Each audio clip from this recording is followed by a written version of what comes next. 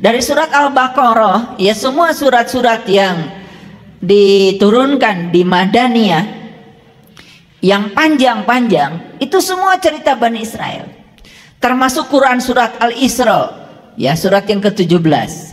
Itu kan cerita perjalanan Isra. Yang Isra itu abdihi.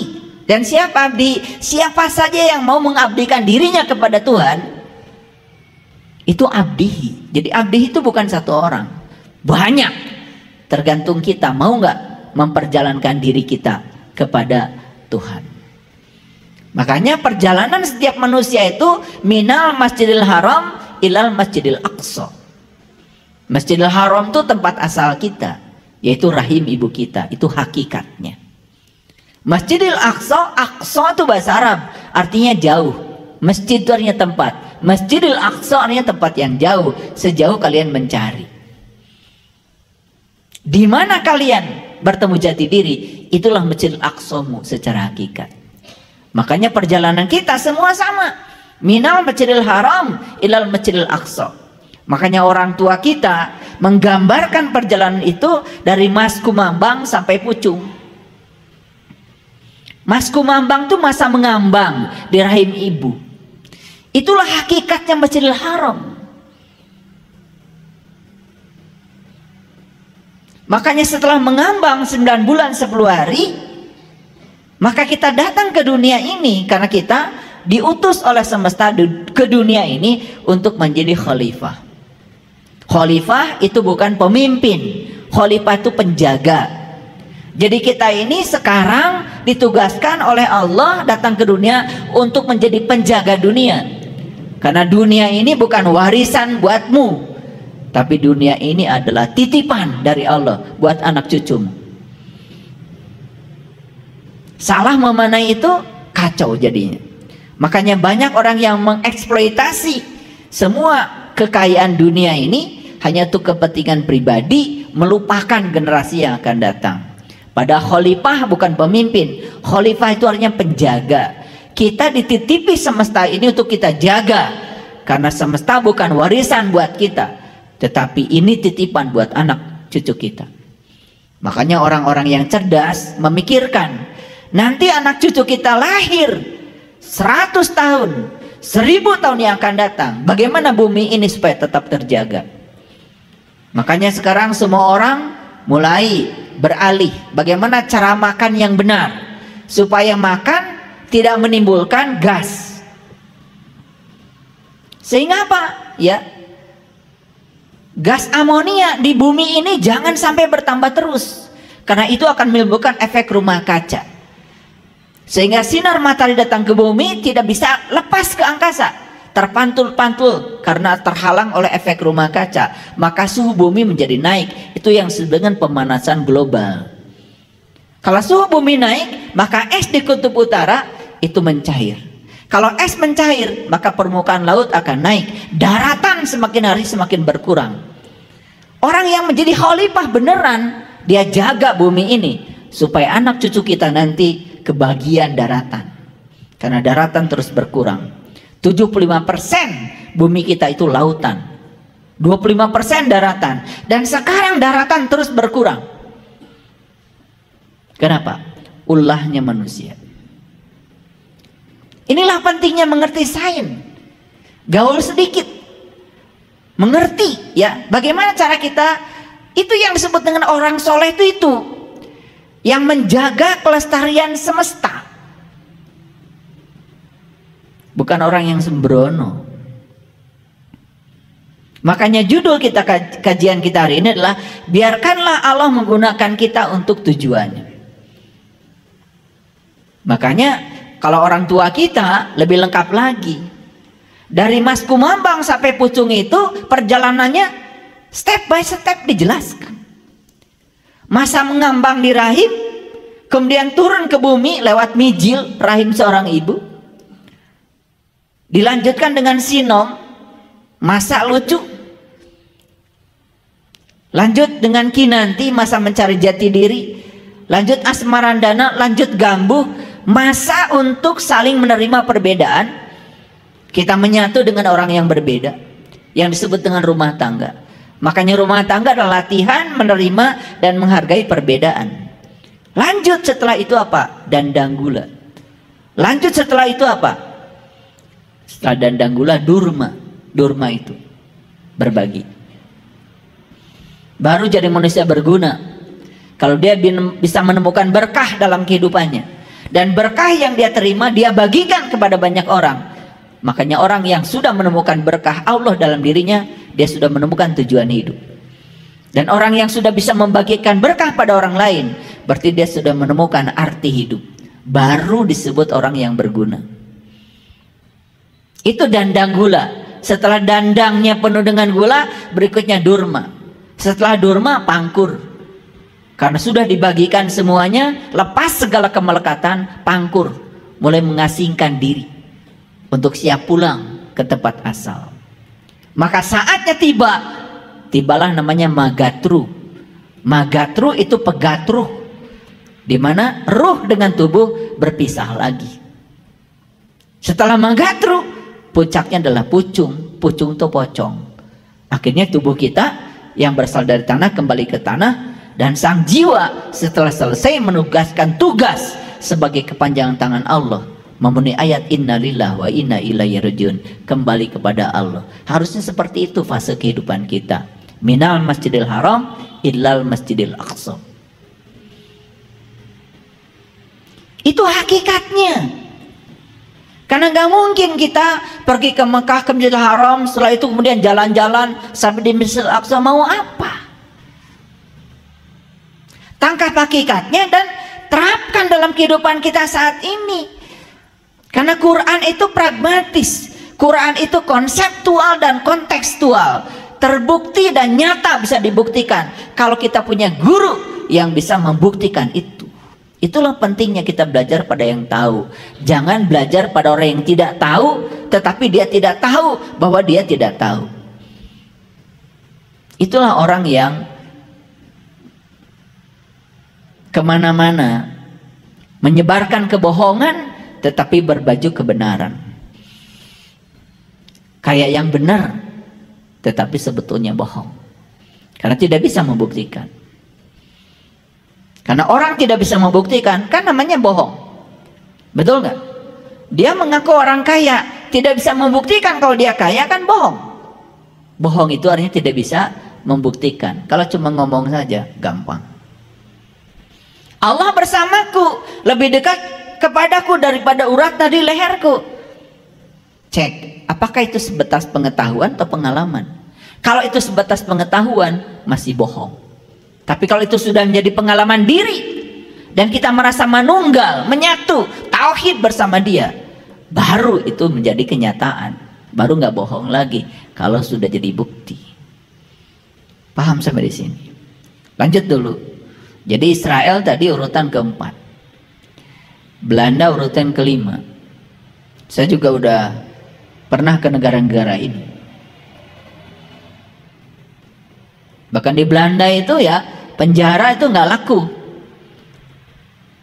Bahkan penjara itu di sana banyak dijadikan rumah ibadah. Ada yang dijadikan gereja, ada yang dijadikan masjid bahkan. Karena saya punya teman di Belanda. Nah kebetulan dia sudah jadi murid saya sekarang.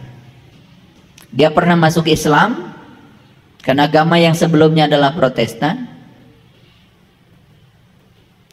Dan saat itu dibimbing oleh seseorang untuk membacakan syahadat. Setelah baca syahadat kemudian diajarkan doa-doa. Pusing dia karena semua doanya karena bahasa Arab.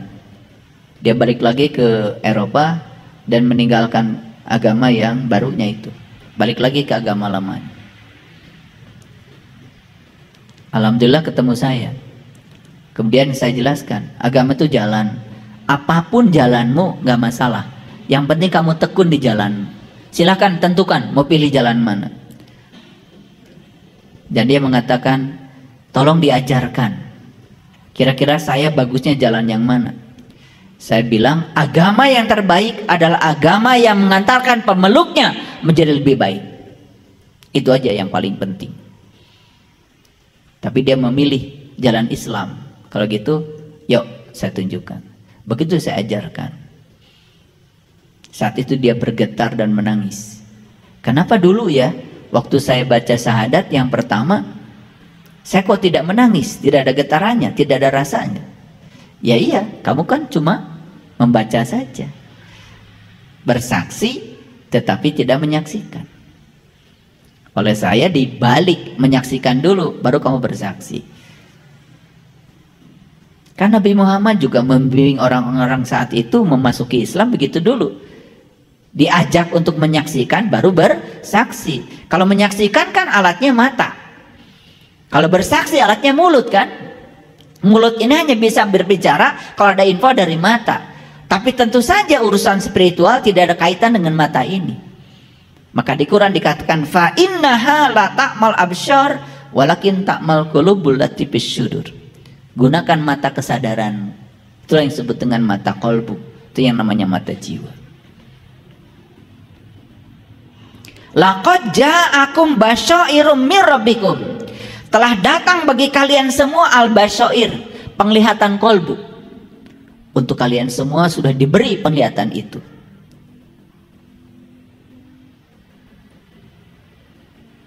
Sudah diberi. Waman absara falinapsi. Dan siapa yang bisa menggunakan penglihatan itu, basyirah itu, maka keuntungan bagi dirinya sendiri.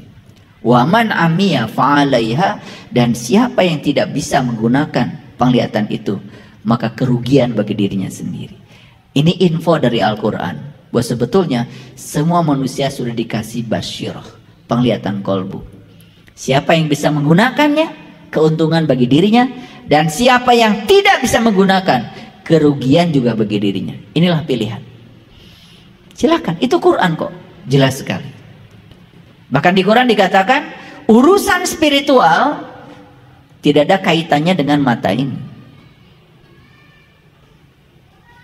Makanya di dalam Quran ada gambaran, di Quran surat Al-Hajj itu digambarkan tentang sekelompok orang yang kemudian berteriak kepada Allah, ya Allah Tuhanku, kenapa engkau himpunkan aku dalam keadaan buta hari ini?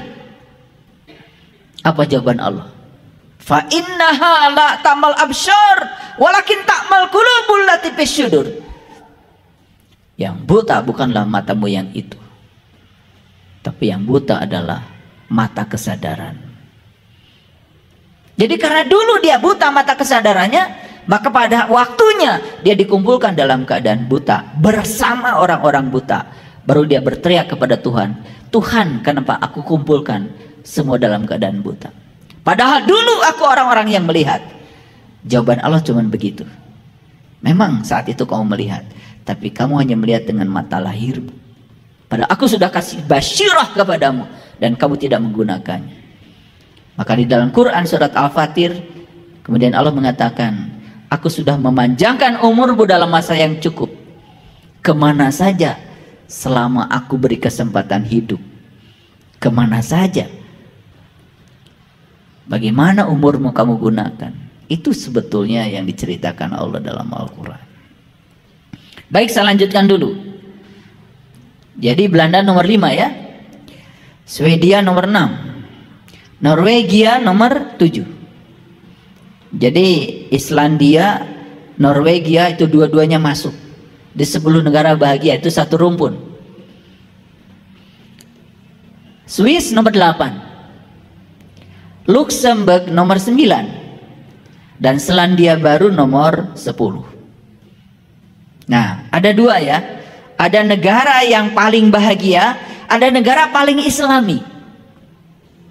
Ada lagi riset yang kedua, negara paling islami. Yang menarik, negara paling islami pun masih ada di 10 negara ini. Termasuk Selandia Baru, negara paling islami. Padahal penduduknya mayoritas tidak beragama Islam. Luar biasa bukan? Ya, ada irisan. Kalau saya bahas hasil riset ini, habis judul ini tidak akan selesai. Nah, mungkin ada yang tanya, apa kabar Indonesia? Nah, saya mau kasih tahu. Ini karena hasil riset, jadi saya tidak ada yang tutup-tutupi, tidak usah malu. Karena ini sudah dipublish. Singapura nomor 25. indeks kebahagiaannya. Malaysia nomor 55. Thailand nomor 60. Vietnam nomor 65. Filipina itu nomor 76. Indonesia nomor 84. Dari 137 negara. Jadi kita ini dengan negara tetangga saja jauh. Filipina saja nomor 76. Kita nomor 84. Nah, baik. Sebetulnya apa sih indikator yang menentukan negara itu disebut negara bahagia? Nah, saya tidak akan bicara terlalu detail ya hasil risetnya, karena nanti saya jadi presentasi hasil riset. Tetapi ada 6 indikator. Yang pertama adalah dukungan sosial, interaksi sosial, gitu. Jadi negara-negara yang paling bahagia itu konflik sosialnya sangat minimalis. Dan ini cocok dengan hasilnya riset Profesor Masaru Emoto. Ketika seseorang jiwanya kotor, maka kecenderungan mentalnya juga akan menjadi buruk. Dan orang yang jiwanya kotor, mentalnya buruk, itu hubungan sosialnya biasanya terganggu. Karena konflik keluar itu akibat konflik di dalam. Jadi semua orang yang masih punya konflik di luar, sebutnya konflik itu dengan dirinya sendiri. Jadi kalau orang masih bermusuhan dengan orang lain, sebenarnya karena dia belum selesai dengan dirinya sendiri, berarti belum bahagia. Jadi kalau saya kaitkan dengan riset-riset dari seluruh dunia, ini jadi nyambung semuanya. Ternyata penyebab simptom itu penyakit fisik, itu 90% dari 3. 50% dari jiwa yang kotor, 25% dari mentalitas yang bobrok, 10% hubungan sosial yang terganggu. Bayangkan ya. Jadi kalau jiwa kotor, mentalitas kotor, kemudian hubungan sosial terganggu, itu sudah pasti sakit fisiknya.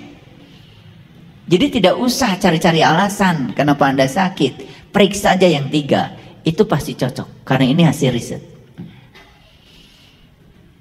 Makanya sekarang di seluruh dunia orang berusaha untuk menyembuhkan simptom penyakit yang ada di fisik ini, tidak dengan cara menyelesaikan akibatnya, tapi cari sebabnya. Itu yang disebut dengan pengobatan holistik. Jadi kalau ingin sehat fisik kita, bersihkan aja jiwamu.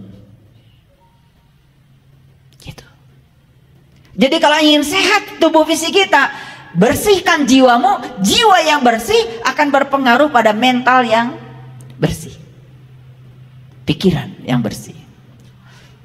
Jadi ini hasil riset ya. Jadi oleh itu saya mulai dari data. Hari ini saya mulai dari data.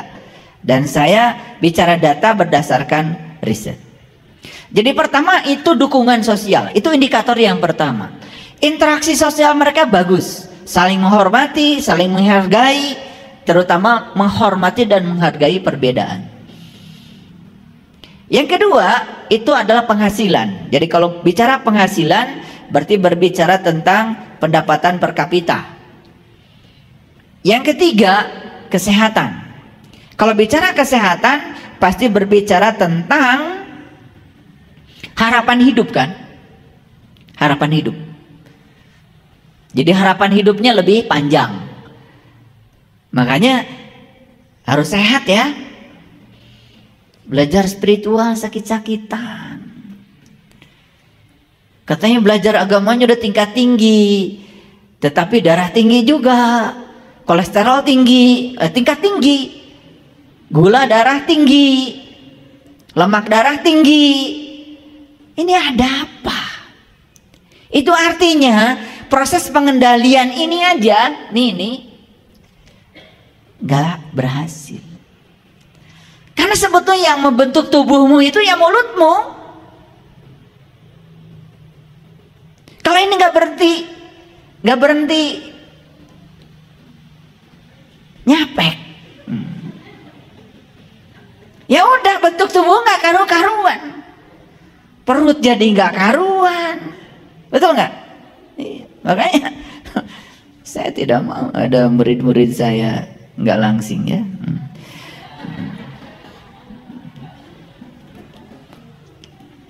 Makanya saya sudah bikin pusat pelatihannya nanti di Jelekong.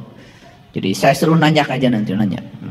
Ya, udah ada tempat latihannya. Pokoknya harus ramping. Ya, nggak apa-apa. Tubuh ramping, tapi dompet gendut. Ini dompetnya ramping, tubuhnya gendut. Banyak penyakit. Jadi yang ketiga itu kesehatan. Yang keempat yang penting kebebasan. Kebebasan untuk menentukan pilihan hidup. Itu indikator kebahagiaan nomor 4 yang diukur. Jadi negara-negara yang tingkat kebahagiaannya tinggi karena mereka sudah bebas menentukan pilihan hidup. Artinya mereka sudah sukses menjadi dirinya sendiri. Nah, kita ini masih sibuk menjadi orang lain. Betul apa tidak? Iya.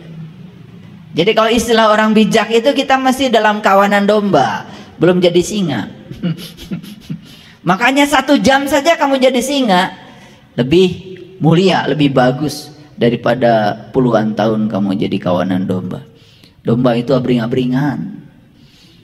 Batur kitu ngilu kitu, batur kieu ngilu kitu, eta domba. Yang di sini mah bukan.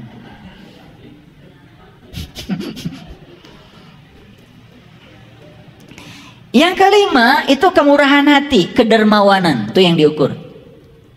Jadi negara-negara yang indeks kebahagiaannya tinggi itu karenanya mereka memberi itu mudah, kedermawanan. Ternyata WHR menentukan kedermawanan sebagai indikator kelima untuk menentukan kebahagiaan. Dan yang keenam adalah ketiadaan korupsi. Maaf ya, di negara kita ini korupsi sudah di segala aspek kehidupan. Memberantasnya menjadi sangat sulit.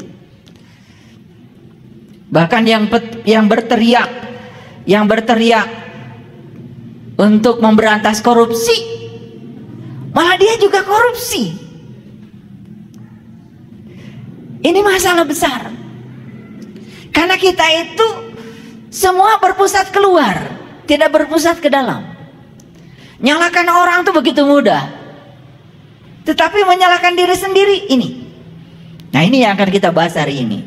Ini belum masuk ke topik ini. Ini baru data awal. Nah, yang menarik, saya coba gali lagi, terutama Finlandia. Mengapa mereka menjadi negara paling bahagia? Ternyata di samping 6 indikator yang tadi, 6 indikator, ada 3 tambahannya yang dimiliki Finlandia. Yang pertama, ya, mereka itu masyarakatnya tidak tertarik mengambil sesuatu yang bukan haknya. Itu yang membuat mereka bahagia.